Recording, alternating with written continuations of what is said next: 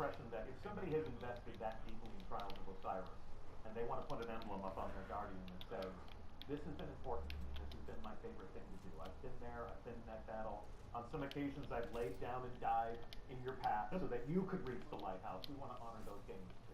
Exactly. I think we still have the scarab, right? For the truly Trials of Osiris Elite, they'll always have that. Yeah. I want kept going. Yeah, they'll always have it in Destiny 1. And that is all 13 pages of the biggest record book you ever done created. I want to rewind here and page back through everything that we've looked at and come back to the very first page. And there's been an emerging theme here in the things that you said. And I just want to call out here, complete milestones to rank up the record book. Completion is not required to claim all of the rewards. That's correct. So we didn't make it so that you have to finish every single record, every single page in the record book to get all the rewards. That's just not something that sounded fun to us. Like, most players aren't going to be excellent raiders and the best Trials of Osiris players. You know, there's some very difficult things to do in the record book. So we wanted to make sure that everyone was able to feel like they've completed their legend within the 3 years of this. Jack of all trades, master of a few, perhaps. Exactly. But the Age of Triumph record book is not for the master of all trades. Sure. The thing you're passionate about, you will earn and you will stand out as that. Okay. But you can earn the record book rewards for just completing roughly 3/4 of the record book. So Moves the Needle here has moved up to rank 2. So I'm going to claim this reward. And these emblems indicate progression through the record book. I get 1 per character, 1. And we'll take a look at some of these. Hit rank 3, hit rank 4. Yeah, pretty sweet vibes there. Definitely got some 80s Art Deco at work there. Screenshot these emblems. Rank 5.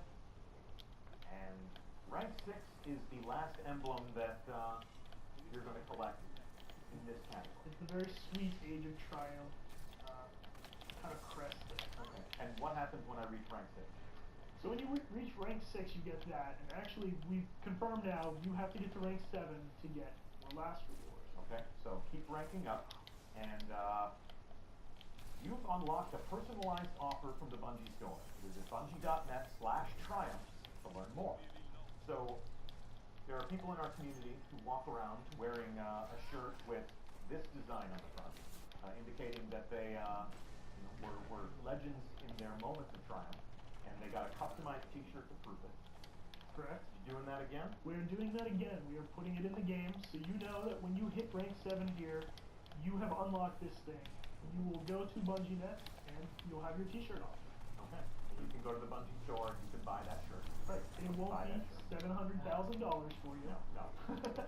It'll be a reasonable expense. Can you show us the shirt? Again.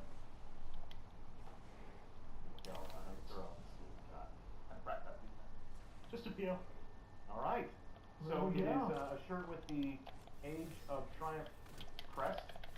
Beautiful, and you'll be able to you'll be able to wear your prowess right there on your sleeve. Right now it says your gamer tag here. If that's your gamer tag, let us know and we'll send you that. If that's your gamer tag, Get that. They better show us their rank 7. yeah, exactly. We're gonna need proof on that. So your PSN ID or your Xbox Live gamer tag can go right on the shirt, so that when you walk around in a place where you might discover other Guardians, people can be like, it's not a matter of hitting 100% in Destiny the game, but you have hit 100% in this record book, which is an indication that you played a lot of Destiny. You played a lot of Destiny. And one thing I do want to call out, which might have been obvious, and Joe kind of hinted at it, this record book is a count scope. So all the trials you've done on all of your Guardians will count towards us. It's not like, I have to go get my Titan and do trials, go get my Hunter and do trials. No. These are all account scope. You do them one, you are done. Okay. One and done across any number of 3 Guardians. Correct. Okay. Even if you've been deleting Guardians along the way. The only place you will not get credit for that would be your specific class-based ones. So if you had a Hunter, you delete them, well, we don't have that data anymore, so you shouldn't count on it. Okay. You know who deletes a lot of characters in Destiny? Oh, yeah. He should. Alright, so moving right along, we are going to take a look at these raids, Joe. Oh, okay. These raids. So I'm going to take a look at my director. Actually, I'm going to take a look at your director. And as part of Age of Triumph, you have a whole suite of featured activities. The bottom left-hand corner of the director, since the launch of Destiny, has been come here and do special stuff. Come here and embrace the Destiny endgame. Looks like that's changed up a little bit. Next week, we are going to have Tim Williams and Joe Sipperman on the hot seat, and they're going to talk to us about how these weekly rituals are going to change a week in the life of a Guardian who is experiencing Age of Triumph. For the time being, talk to us about this, because this is a very notable new addition. Yeah, so one thing that we've been excited about for a very long time, and are very happy to get the chance to do it here, is this idea of Raid of the Week. And the idea that you've got a team of your 5 friends that you want to play content with, and you're no longer playing the same raid over and over and over again because it's the only one that's a perfect light level. We're introducing this concept of a weekly featured raid. So a featured raid means not only is it at 390 likes, all the challenge modes are active. Okay. So previously, the raid that is current in the endgame of Destiny had different challenge modes week over week over week. So different encounters were the featured, difficult, intense moments in that raid.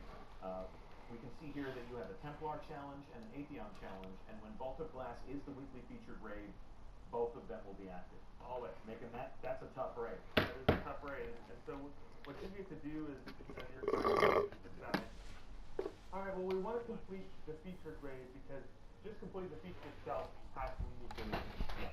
Or maybe you guys are game enough for the Templar challenge, but you aren't game enough for the Atheon challenge, which we think is the hardest challenge that we've ever made. Yeah. How do you beat Atheon then? Very carefully. Very careful. Very careful. They love us for answers like that. But raids are supposed to be the ultimate mystery, so you get a pass. Yeah, and I think one thing that probably some people are worried about right now is, okay, well, I'm really excited about when it's Vault of Glass featured week, and I'm really excited about when it's Sort of Zen featured week. But what about Kingfall and Wrath? Yeah. I've already played those raids, played them maybe recently, and I maybe have all those rewards leveled up. Well, there's new stuff coming down the pipe. We've worked together to sort of really come up with a system where no matter what the featured raid is, not only are you going after these cool ornaments, but there are unique rewards, and there's even some new rewards from these old raids. Some of you might realize that, hey, those old raids never had ghosts, and those new raids never had sparrows. Oh my. Okay. All right. So we got a question mark there. Raid set here. If I have trophies in my vault, if I have my old Vault of Glass helmet that I always adored, and it's been collecting dust these past couple of years, am I going to be able to pull that out and infuse it and start using it right away, or am I going back into the vault to capture that again? So we are coming out with a new Vault of Glass helmet. And one of the reasons I think you're going to be really excited about this new one is it has 2 master ornaments. So there's lots of ways you can make your new gear coming out with real stuff. And it's going to drop at what are going to be the drops? If you're still light playing, it's dropping at 400. Okay. Cool. So go in and enjoy those raids. I played the Vault of Glass during Destiny Year 1 a couple times. Got nothing but shards. But Destiny has become a kinder, gentler, more rewarding game. And how would you describe the investment move with these raids coming back into front? I can't use the tagline the live team uses, but it's generous as heck. Generous as heck. Okay. I was going to say frick. Okay, Frick is well, a good word. Whatever profane Generous as frick. substitution you prefer is as generous as that. All right. So talk to me about the rollout schedule here. So we have this weekly featured raid activity. Who's up first? Are we going to Venus to play the Vault of Glass? So we are not going to Venus first. All right. Where are we going first? Week 1, we are going to Crota Zen. So in the reprisal of Crota, we think we got to do a lot of exciting things to really make Crota shine. And we want Crota to come out week 1 with all these great new changes. Okay. And so one of the benefits of the rollout schedule is week 1, Crota is going to be the featured raid, and it's also come out with these 390 hard moves. When week 2, when Vault of Glass comes out as a featured raid, you can still go back and play further than 390 hard. It won't be featured, the challenge modes won't be on, but you can play that week if you want to. Okay. And then when week 3 hits and King's Fall becomes the featured raid, you can go back and if you want to raid a bunch, you can raid all of the raids that week at 390. Raid your ass off.